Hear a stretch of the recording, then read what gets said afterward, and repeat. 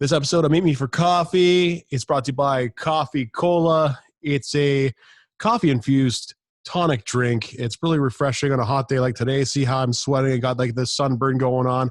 I had a few of these today, and I'm planning on mixing it with my favorite whiskey after the show. You can check them out, coffeecolacanada.com to get yours. Also buy a new app called Chatter 365. You can download the app at the Apple App Store or for your Android on your Android Play Store, wherever you get your apps. And this app, well, by the way, we have a Dominic Pace from The Mandalorian on the show today. So I'm going to talk to you about this app, man. And you're really going to like it because it's very professional. It's for business. It's for keeping in touch with the community, your family. It has anti-trolling software. Say, for example, me and my ex aren't getting along. It will not let me swear at her or harass her. It stops me right there. It also has auto-translate. So, if there's somebody talking in the Tuscan Raider voice or a Jawa or whatever, it'll translate on the go. So if they speak their language, I speak mine. It translates in between. Chatter365.com. How's it going, Dominic? It's going great. Hello to all your listeners. Hope everyone's staying safe. And I was thinking about this today. Even having one small part in any Star Wars film or series becomes very big because people really study up on that. I agree with you 100%. I'm about to go on a whole national tour, even considering all the crazy conditions in in America.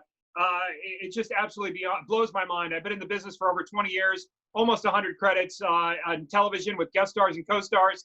And this was probably one of the most special moments of my career. And again, it was less than 1 minute screen time, but I've just been a lifelong fan. And part of the reason I think a lot of us have gotten into entertainment was because of the likes of people like George Lucas and Spielberg and Zemeckis, but primarily George Lucas. And again, I'm just beyond words to be a one-of-a-kind bounty hunter in the series now and in the universe.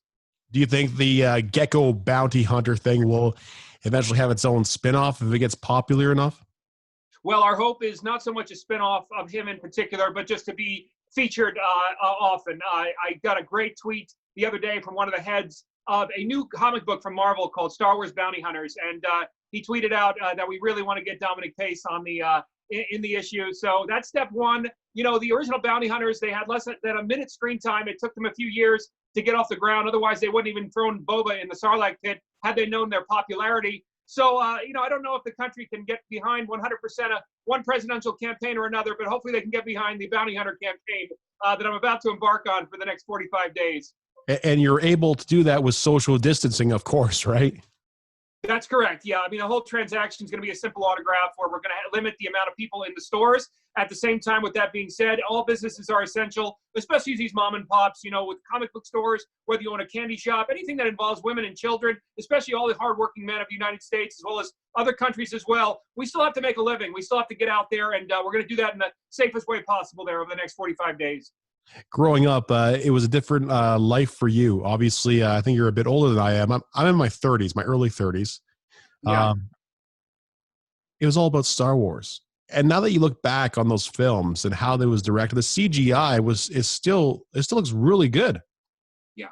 Oh, without question. Lucas was ahead of his time. Not to mention before this amazing LED screen, the volume that was used in The Mandalorian, which is absolutely beyond words.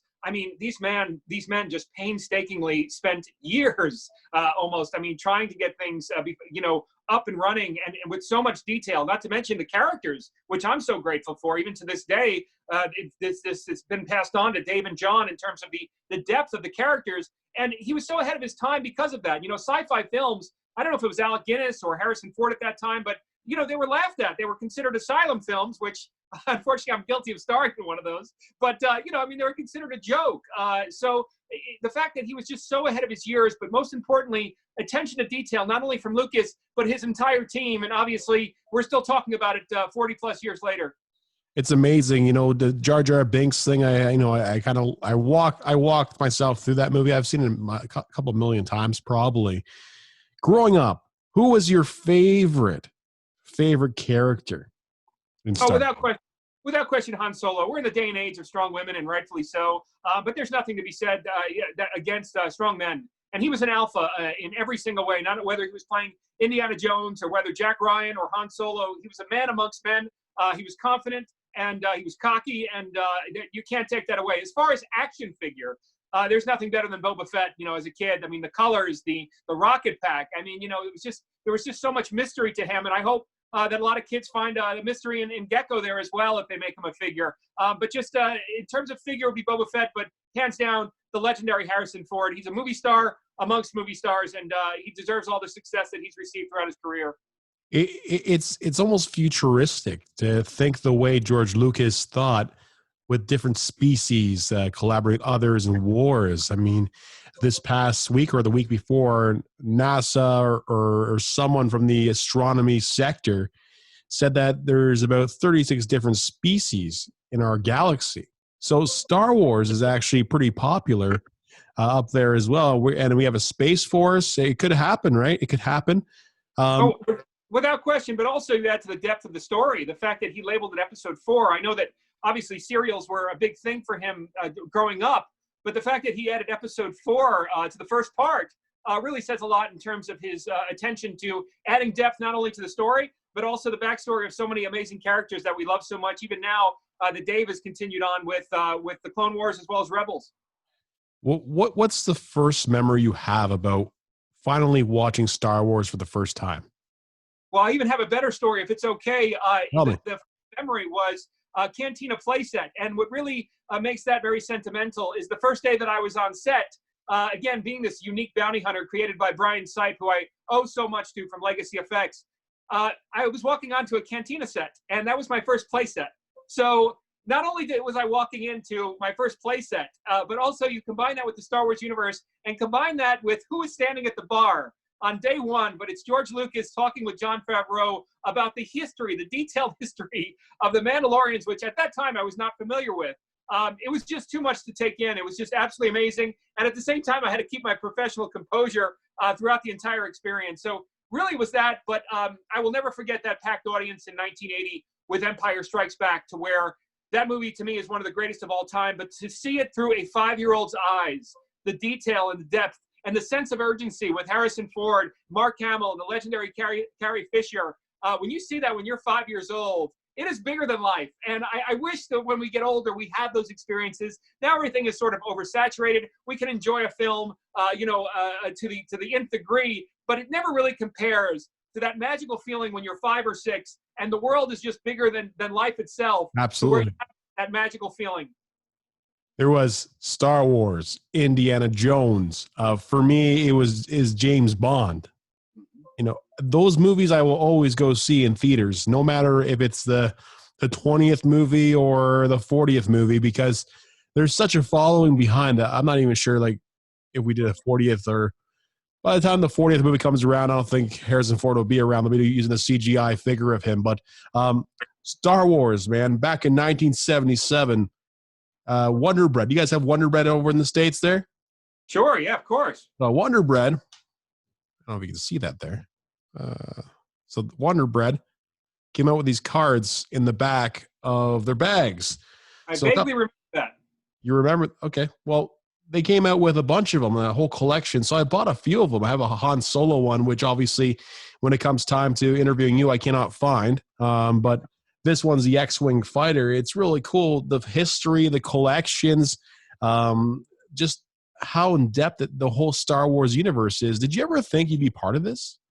No. I remember back in 1998, I tried to track down, I only had a few credits at that time. I had a film under my belt with Miramax, but no guest stars yet on television. But I tried to track down, the casting director with, before episode 1 started and 2. The problem is, productions, and rightfully so, they're all about local hires. So if they're doing a film in Australia, unless you're Samuel Jackson, or they're doing a film in England, unless you're Daisy Ridley, it's really tough to be transferred over there unless you're an A-list actor. So I pretty much gave up on the entire process. And to make it even more surprising, this initiated with a makeup test. And I was not told at all in regards to what the test would be for. I was not guaranteed any work after that makeup test. And even when I went on set, the code name for the project was called Huckleberry. So I just thought it was going to be another extension of the Marvel Universe and another TV show for either Netflix or Amazon or a network show or what have you, to where maybe I'd get a nice month or two of work, which I was excited about. But when I finally signed this NDA agreement and I saw Lucasfilm on the top, that's when all of a sudden it felt like, I've never won the lottery before, but I've been saying that my hands went a little numb. Let's put it that way. So despite selling Lucasfilms or LucasArts to Disney, George Lucas is actually still involved in the films. Yeah, I mean, the NDA was still attached, with Lucasfilm. Absolutely. They're still combined. Absolutely. Wow. So surreal. Just having, even like Daniel Craig took a position in the movie to be a stormtrooper. It was uncredited, but he was in the movie. That just shows you how influential the Star Wars sagas the saga has been to people. And for you to sit in the chair and have all that makeup done to you, and now you're actually credited in a Star Wars a film or TV show. I think I could call the Mandalorian a TV show. I've seen it. It's unreal. It's surreal. We're hoping. I mean, again, I keep saying, I'm so grateful no matter if anything continues on from here. But I think any fan at this point, you're honestly, even aside from acting, just the icing on the cake. I've had so many fans. If you go into Lair of the Gekko on Facebook, you'll see all the custom-made illustrations and figures and props. I mean, you wouldn't believe what the fans have done for me already. I'm so grateful. But really, I want to get that blessing from above, from either Hasbro, Funko Pop, or obviously the idea would be a Black Series, and even inside a Lego playset, perhaps the Standoff in Navarro. At some point throughout the years of toy making. So hopefully we'll have that dream come true sooner than later. Do you think Gekko will ever make a comeback in The Mandalorian? I'd like to believe so. We're going to go on to this tour, and I think the support has been growing throughout the Star Wars fan base. I've been heavily involved in all the charitable organizations, Squeaky Clean Record. I've been a talented actor, in my opinion, as far as my credits are concerned. The only thing against me is that I'm not with a major agency like CAA, ICM, or William Morris, where we can just pick up the phone and go call Dave Filoni's home. But at the same time, I'd like to believe with all the work that we're putting in, not to mention the beautiful look of this character that's so Star Wars-like, I'd like to believe there's a little future with him in there. But again, we just have to hold our breath and keep plugging.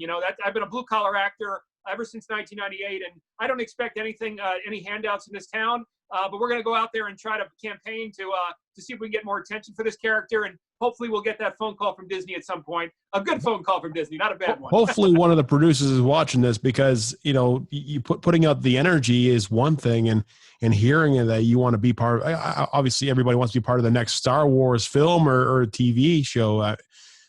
Like, it's so cool to talk to someone who's had a part in it, because my daughter, she is really heavily involved in the whole Star Wars world, and she's obsessed with Han Solo and Princess Leia, and she has a book, like an encyclopedia, where it connects every little dot, and we have the Star Wars collectible card game from back in 1995, the Cypher series, where we have every pretty much character in that, and we play that, although sometimes it's very long and boring to play that. But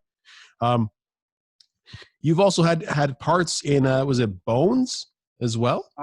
Oh, sure. Yeah. I mean, the list goes on and on with crime dramas. The thing is you don't really get that much recognition for having 5 to 6 lines on a lot of the major TV shows. Although personally, it's something that I'm very grateful for. I'm proud of. We're not all the top 1%. So the fact that I have almost, like I said, close to 100 principal roles on television, it makes me very proud, because I've never had. I had to earn every single role. There's never been any packaging. Some of the major agencies will be able to monopolize their actors and package them all into one film. Every one I've had to go up against 30 guys in order to beat out that look just like me. And you have to stay patient. And at the same time, the hardest part is to maintain a level of income through all those 15 minutes of fame. So you have to do every odd job you can imagine in order to stay in it. You have to live in Los Angeles, which more and more is not becoming the greatest thing on earth. But at the same time, I've been very proud to have achieved that, from everything from NYPD Blue, Cold Case, NCIS, NCIS LA, 911, Deputy, The District, Angel, Bones, the list goes on and on. I've been very proud to have been on many of these popular shows on the network, and we just look forward to a continued success. But most importantly, I'm hoping to continue to brand this amazing character, Gekko. I think I'm the first actor who actually has his own character on his body tattooed. And then we'll see where it goes. We'll just take it from there. But we're just a leap of faith, and obviously just our love of Star Wars will carry us through there. That tattoo looks awesome. So when you were on the set of The Mandalorian, is it like a green screen behind you, or is it an actual full-on set? Where do you guys film? Yeah. Tell me some particulars.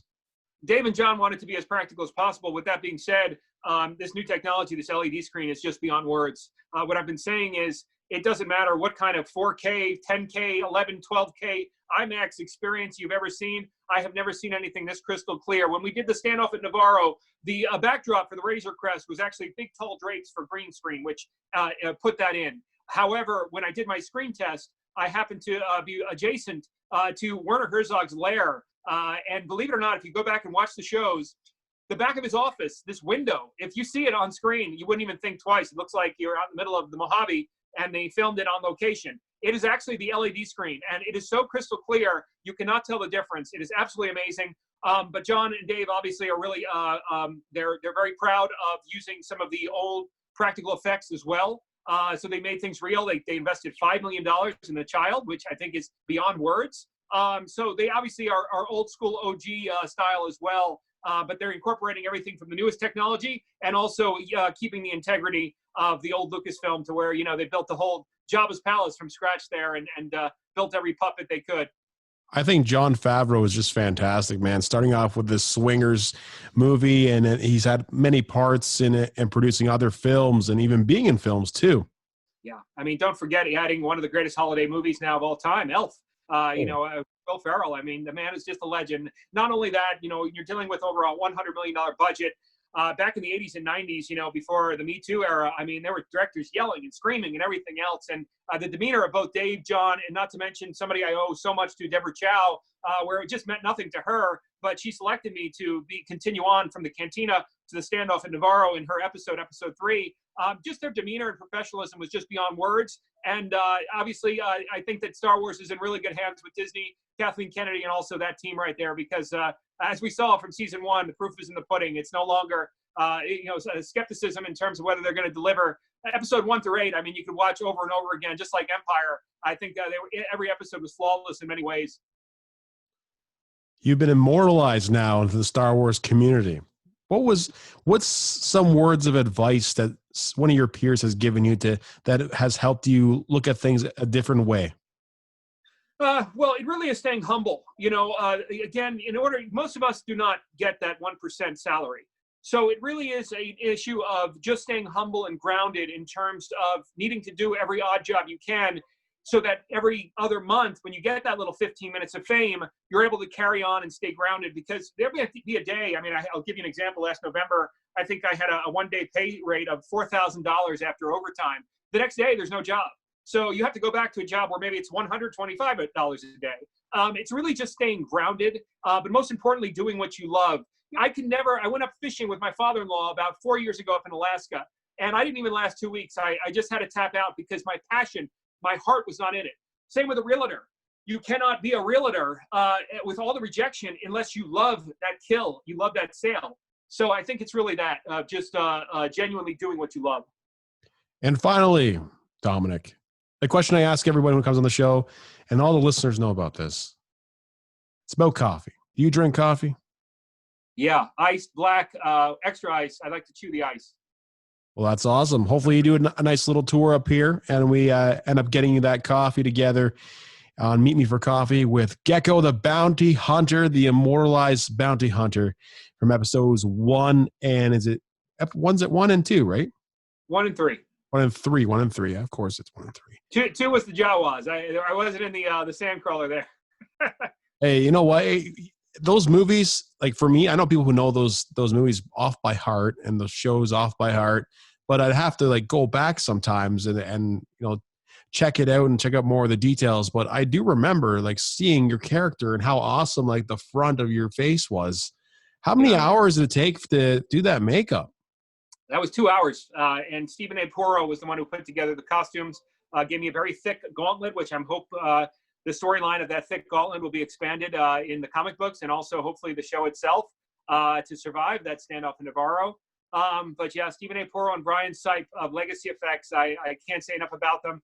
On the last day of filming, the hardest thing was being a Star Wars fan. I think everyone can relate. What do you say? You can't. What do? You buy them a car? You buy them, a dinner? You can't do anything other than just say thank you. So it was really a odd feeling because obviously they gave me a dream come true that I just, again, to this day is just beyond words, and forever humble and grateful, and continuing to give back to the community as much as I can, just to show my token of appreciation for all that they did for me. I'm so grateful to the entire Disney team there. It's like you joined the mafia. Now you're in. Yeah, well, let's hope so. Let's hope they continue on. But yes, thank you so much. Very grateful. Well, I appreciate it.